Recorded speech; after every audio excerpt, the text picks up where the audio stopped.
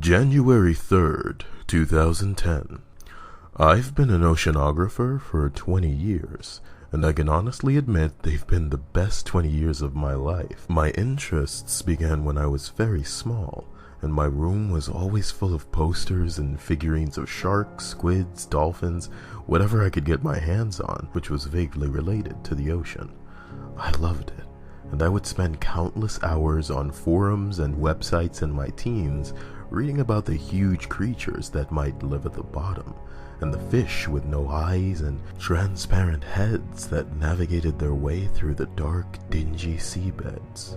However, the deepest areas of the ocean, the areas that had been very unexplored by people, had always piqued my interest.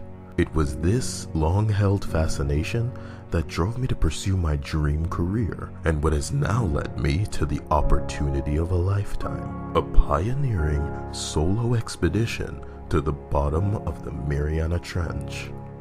I was selected from a list of potential candidates due to my experience in submarines and underwater vessels, and my proficiency at working alone, they said. It was to occur in a month's time, over which I will be rigorously trained so that I could make the most of the opportunity, and indeed, so that I may return alive.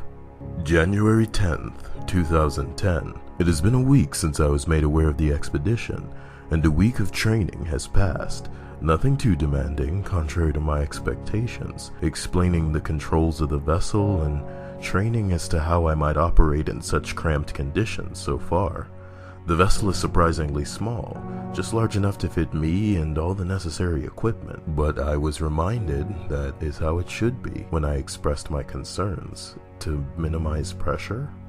Something like that. I have not been sleeping very well recently, always waking up in cold sweats and some sort of nightmare I can't remember yet. Last night I woke up at 4 a.m. and decided to air out my room. I approached my bedroom window, and upon opening it to let in some cold air, I am sure that I saw someone sitting in my back garden.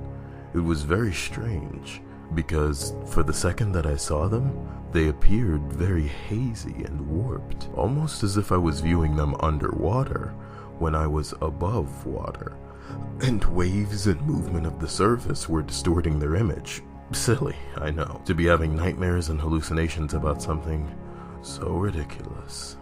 January 23rd, 2010. Training is continued, and I'm beginning to feel more at home in the cramped compartment of the vessel.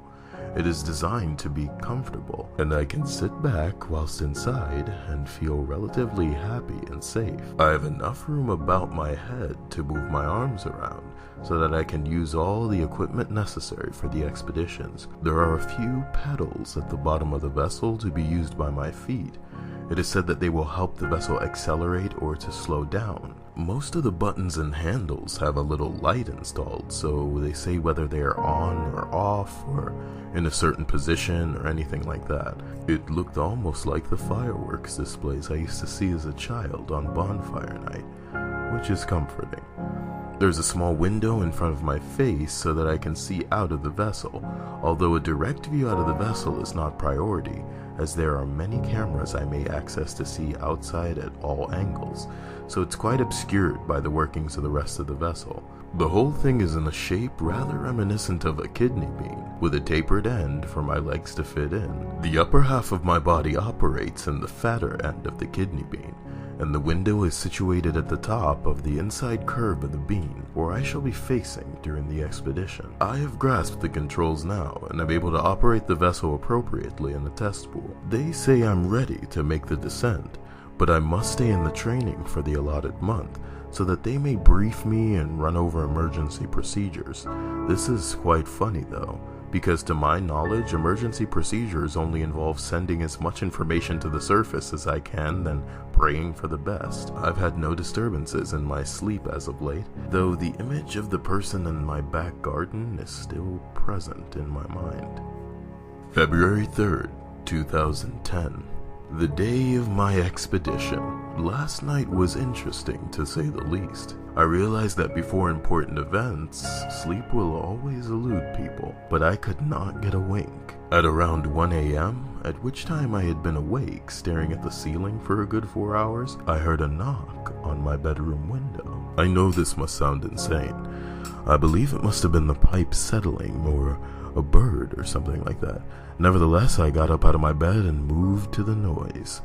Upon drawing the curtains, I noticed that the mysterious visitor was in my garden again, although this time it looked as if he was treading water.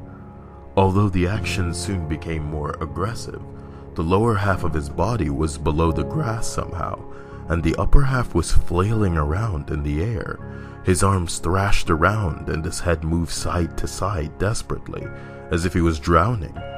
Surely my fears had manifested themselves again, and I was imagining things that might knock me off kilter. It is now time to begin the final brief and preparation. I will be taking my diary on board and saving a virtual copy onto a memory stick to be stored securely in the vessel. I will write when able.